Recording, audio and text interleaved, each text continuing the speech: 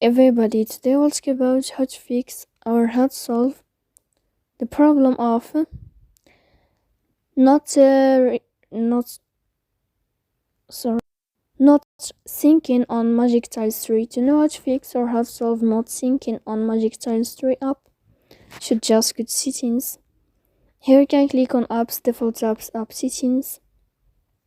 Then you will enter to Magic Tiles 3.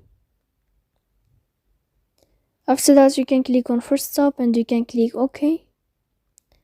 Here we'll enter to the window of storage.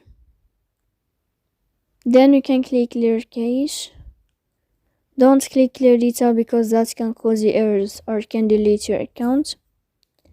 In the end, you can turn off your phone and you can wait a moment to turn on your phone again. So please don't forget to support us by like and subscribe.